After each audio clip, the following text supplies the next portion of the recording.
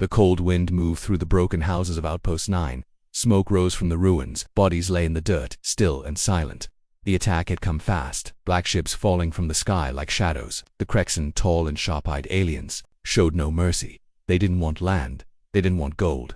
They wanted humans for testing. Inside a small storage house, under broken metal, a young woman breathed slowly.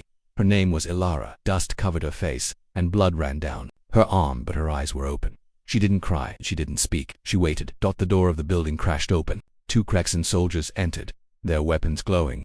One of them saw Elara and pointed. "This one's alive," it hissed. The third alien walked in. He looked like a doctor. He was older, his skin darker blue. "Take her. She is small, weak, perfect for trials." Elara didn't fight when they pulled her up. Her arms were tied. They pushed her toward the black ship waiting outside.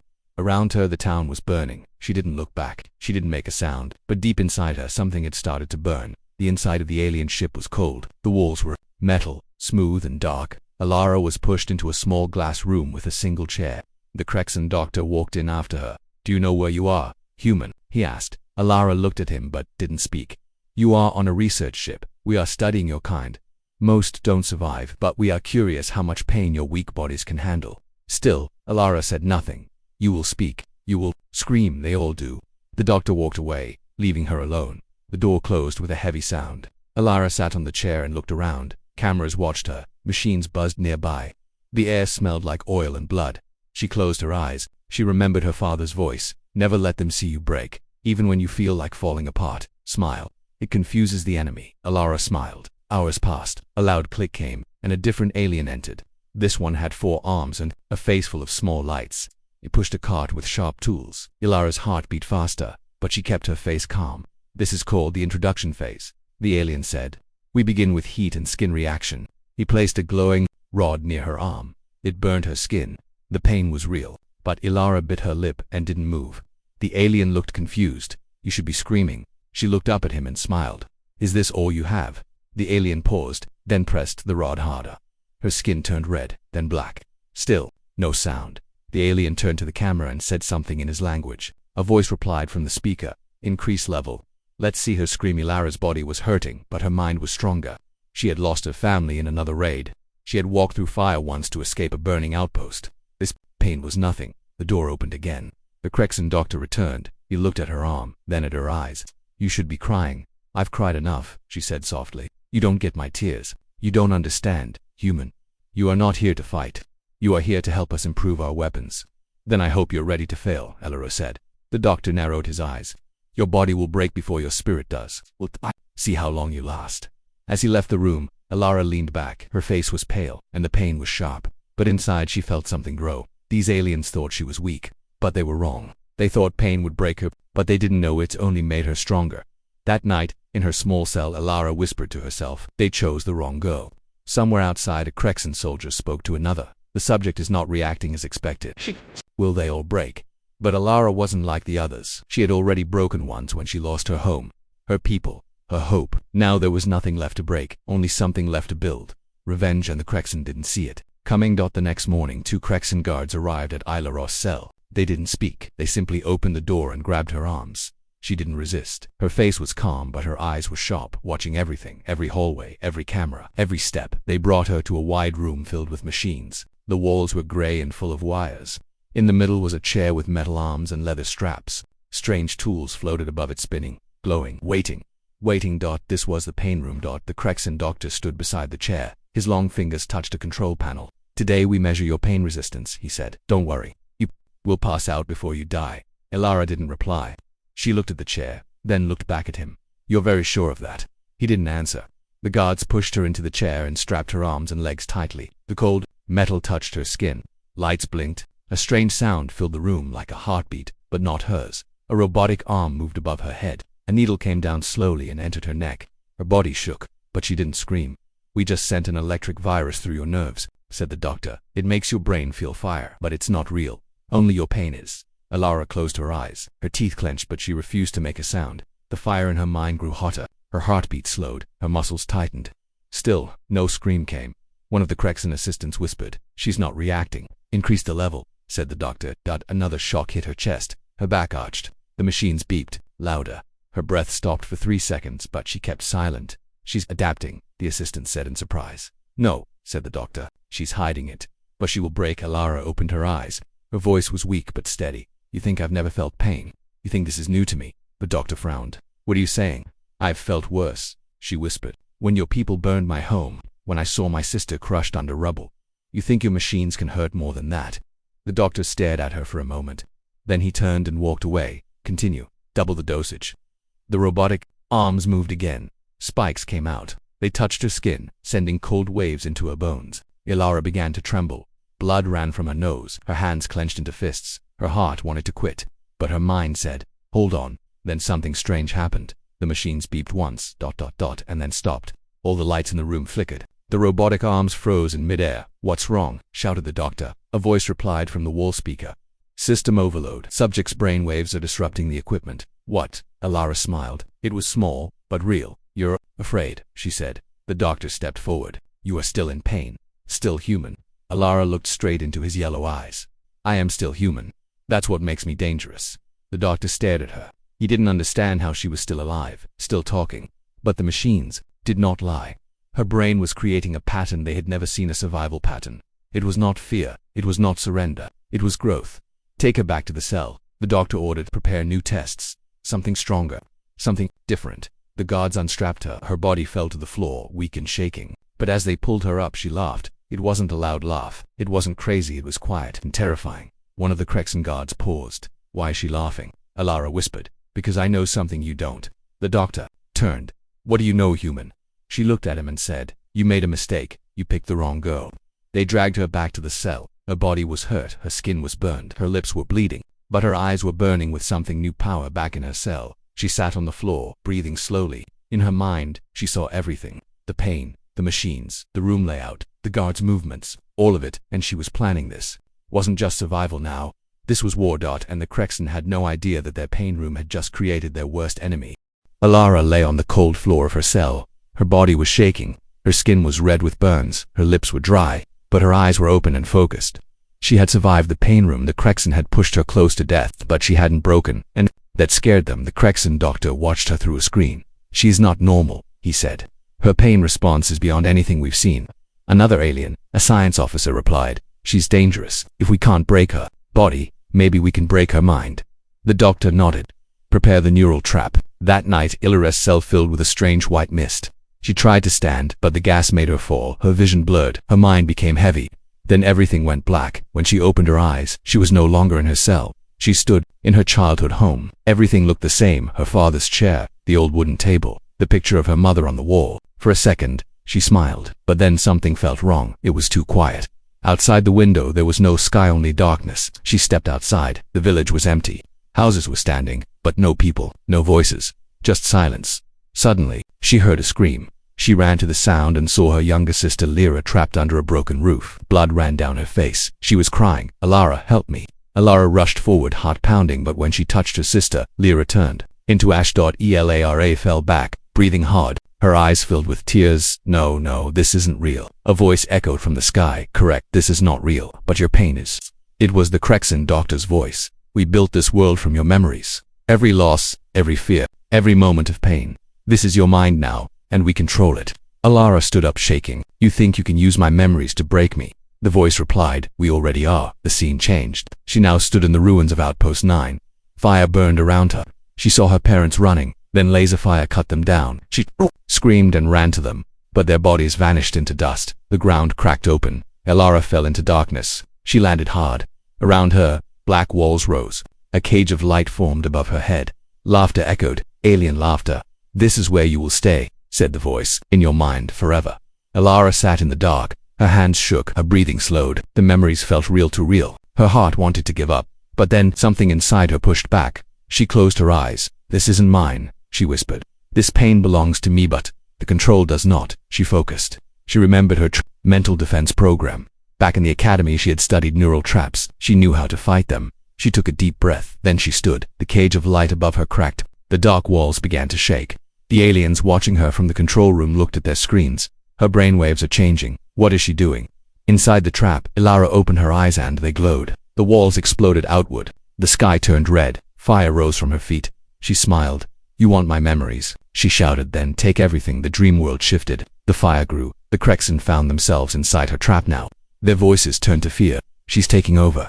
The doctor screamed. Shut it down. Pull her out. But it was too late. Elara was in control. She made the Krexan inside her mind face their own fears. She showed them Earth's revenge, humans fighting back, Krexan ships burning in the sky, the screams of their own kind.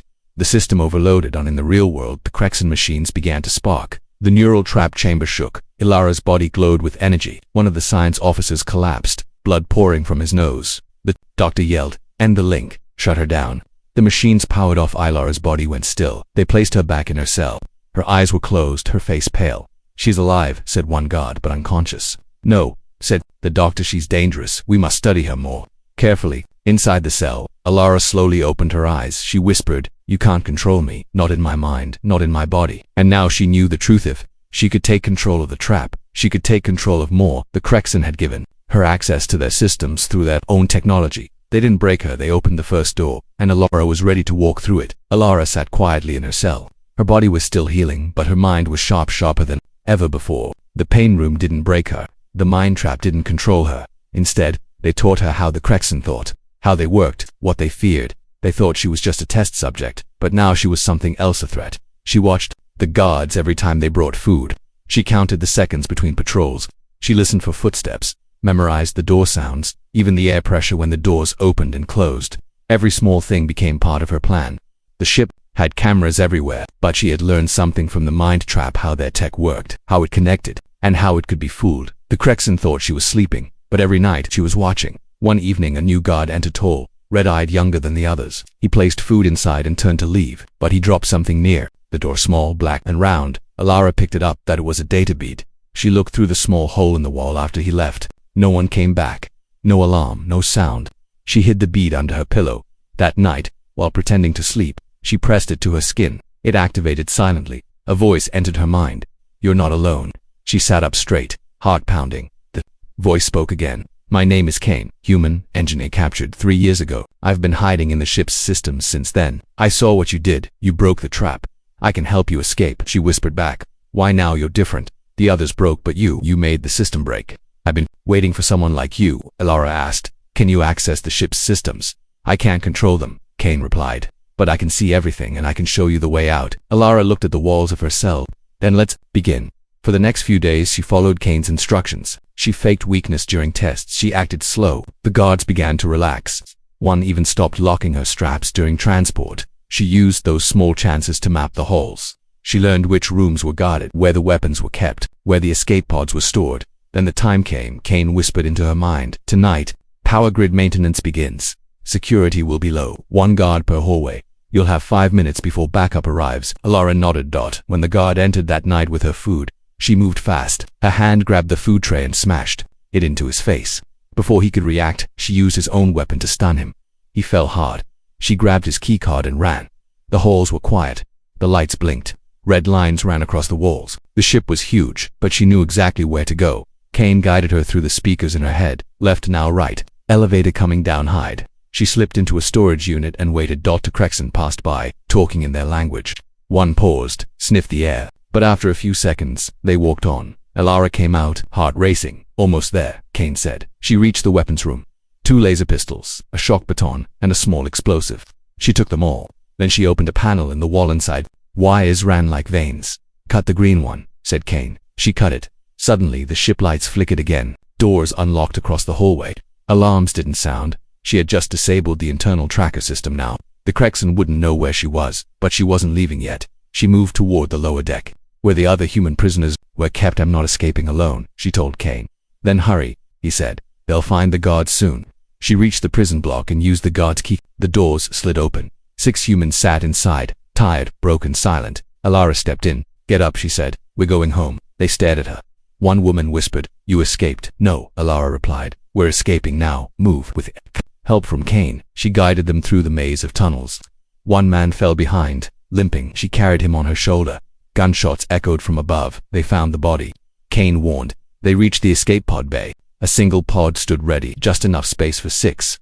"What about you?" the woman asked. "I'll hold them back," Elara said. "Go." They didn't want to leave her, but she shoved them inside and closed the hatch. The pod launched and Elara turned toward the sound of boots. The Krexan were coming. She smiled. "Let's begin," she whispered. Elara stood alone in the escape pod bay. The pod had launched. The other humans were safe for now. But alarms were screaming across the Krexan ship. Red lights flashed above her head. Footsteps echoed through the metal corridors. She had a pistol in one hand, a shock pattern in the other.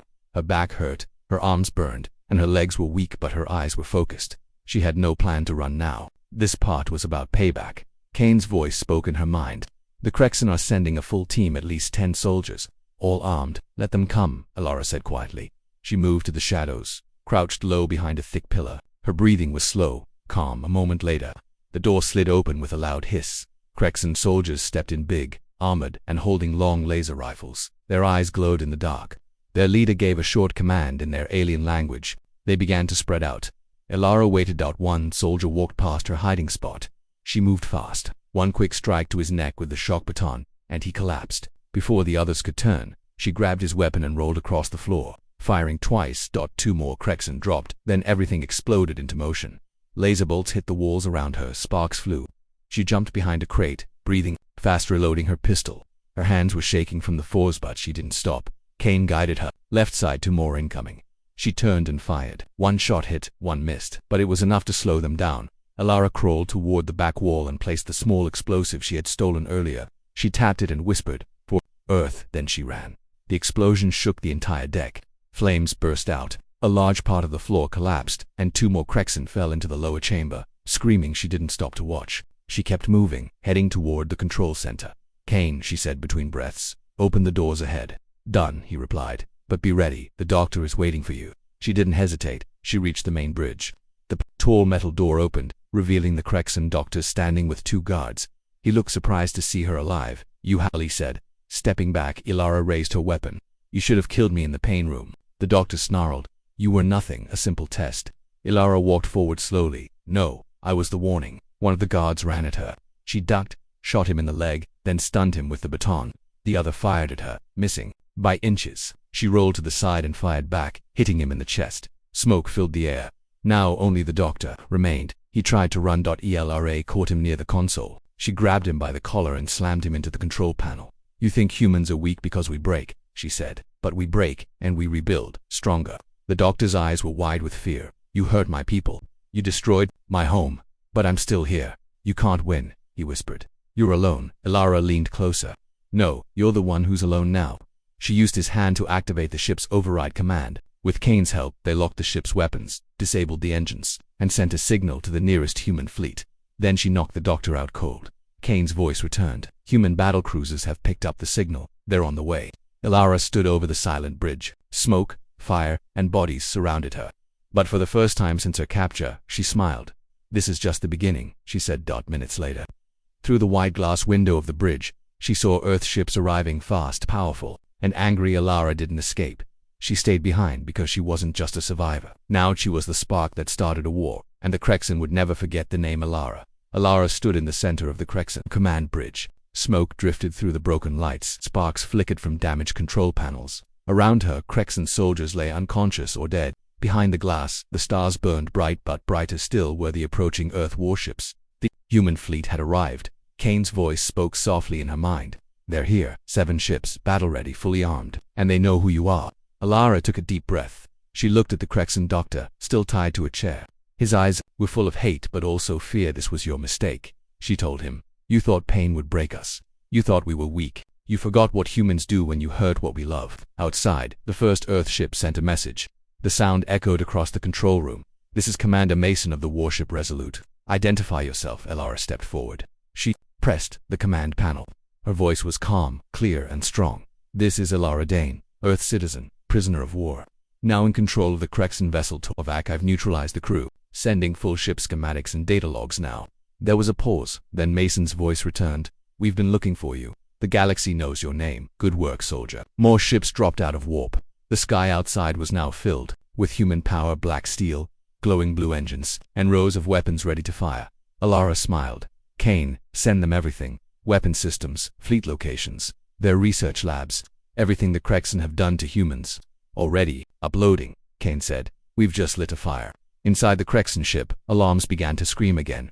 Emergency systems tried to reboot. Some surviving soldiers were still in hidden areas of the ship. Elara grabbed her weapon. Let them come. But before she moved, Commander Mason's voice returned again. Elara, stand by. You've done enough. Let us finish this. And then, the sky rained fire.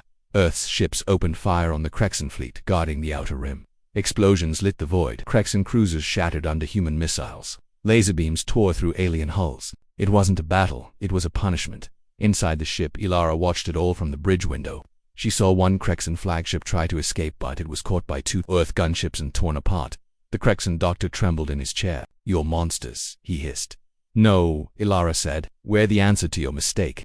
Minutes later, the door to the bridge opened. Human Marines in black armor stormed in, weapons ready. They looked around, surprised at the state of the room. Elara Dane, the lead soldier, asked. She nodded. You're coming with us. They placed cuffs on the Krexan doctor and took him away. Then they walked Elara back through the halls of the ship she had once been tortured in. The same halls where she had suffered, bled, and survived. But this time, she wasn't a prisoner, she was a hero. Back on the Earth ship Resolute, Commander Mason met her in the main chamber. He was older, with silver hair and deep scars, but his eyes were proud. You started something, Dane, he said. The Krexan thought they could do anything. You showed them we remember. We fight back. Elara looked out the window. Pieces of burning Krexan ships floated in space. This is just one battle, she said. Mason nodded. Then stay with us. Join the command. Help lead the next one. Elara thought for a moment, then nodded. I didn't survive just to walk away. Mason smiled. Then welcome to the war. It's time the galaxy learns what happens when humans are pushed too far. The Krexan had taken her home, her family, her freedom, but they gave her something in return: a fire that would burn through their empire. And from that day on, across every Krexan world, one name brought fear into alien hearts. Elara Dane, the girl they tortured, the girl who rose, and the girl who brought the human hammer down upon them.